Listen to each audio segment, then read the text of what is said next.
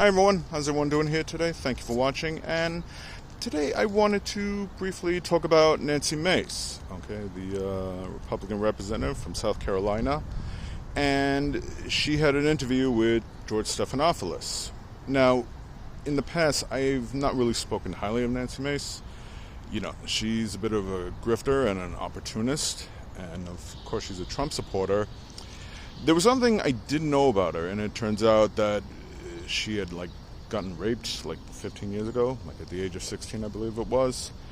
And during the interview with Stephanopoulos, he questioned her about that. Not about the rape itself, but the fact that she's a rape victim, but that she still supports Donald Trump, who, as we all know by now, he was found guilty of sexual assault of Eugene Carroll. Now, she did what most Republicans do. They, when put on the spot, they either dodge the question, or in this case, she was just playing the victim card and everything. Just claiming that he was trying to shame her, which he clearly wasn't trying to do. Now, to be clear about something, I don't criticize her as to being a rape victim. Quite the opposite. I'm actually sympathetic. No rape victim should be shamed, and they should be heard. And then, most importantly, they should receive justice. But unfortunately, that doesn't always happen, and sometimes they do get shamed. So I'm really sympathetic on that. I would also ask others, don't hold that over her, okay? Her behavior is one thing, but for something like that happened so many years ago, that shouldn't be held against her, okay? Really be sympathetic and respectful, please. But there's some other irony that I notice, is that in the state that she lives in, last time I checked, they have only a 6-week abortion ban. Now, and let's just say, hypothetically, let's just say this happened, unfortunately, a few weeks ago, God forbid, that she was a rape victim then and was impregnated by her attacker. She wouldn't, if I'm not mistaken, she wouldn't know about the pregnancy until it was too late, and she would have to either go to another state or be forced to, carry the rapist's baby to full term, which she may not want to do. I would imagine she would want an abortion. I don't know that for sure. Okay, that's only a question that she could answer. But if she did, she wouldn't be allowed to. And based on Donald Trump's word, not specifically towards her, but just towards abortion in general, that if a woman gets an abortion, she should be criminally punished. So if he was a president and this would happen under his watch, he wouldn't be sympathetic towards her. He wouldn't be sympathetic towards Nancy Mace being a rape victim. And she would be, if she wanted to abort the child, she wouldn't be able to do so. Okay? And I don't think she really grasps the irony, or if she does, she doesn't care. I have no way of knowing that for sure.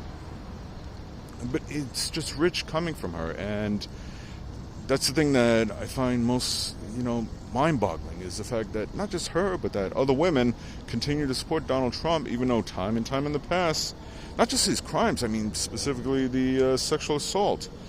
And it's not like it's an isolated incident. Other women have come forward in the past making claims against him. This was the first time where he was actually held accountable for, as per a grand jury. Now, you may not agree with that, but this, he's bragged about it on the Access Hollywood tape. When he used to run the beauty pageants, he used to brag how he used to storm into the dressing room while they were changing unexpectedly, just so he could get a cheap thrill out of that. And he said a whole bunch of disparaging comments against women. And I guarantee if Nancy Mace turns against him or showed the slightest ambiguity towards Trump, just question the abortion ban or was sympathetic towards Eugene Carroll, well, forget about it. She'd be a rhino. And sadly, I think that's the case with a lot of people like her and other members in the GOP, both male and female, that they want to stay in power, and because Donald Trump has their whole party hijacked, they're forced to compromise their values and just, suck up to this guy and support him no matter how vile or, how guilty he's found on criminal charges, no matter what the circumstances are. And I think that's really unfortunate, especially in her case, because I don't think she realizes that in the end, he wouldn't support her based on his comments, based on his statements. He wouldn't be sympathetic towards her, if she was a recent rape victim. And like I said, she dodged the question because I guess she feels she has no choice. Because if she shows any ill support towards Trump, well then boom, she's a rhino. And then, the GOP will push to have her removed from Congress. And obviously she's not the first woman to, be forced to do this. And like I said, I look at other women like, Kellyanne Conway, who's not in Congress, or Megyn Kelly, who was also not in Congress, but that, they spoke out against Trump before, but now they're all on board with him. So, in spite of everything else, all the circumstances.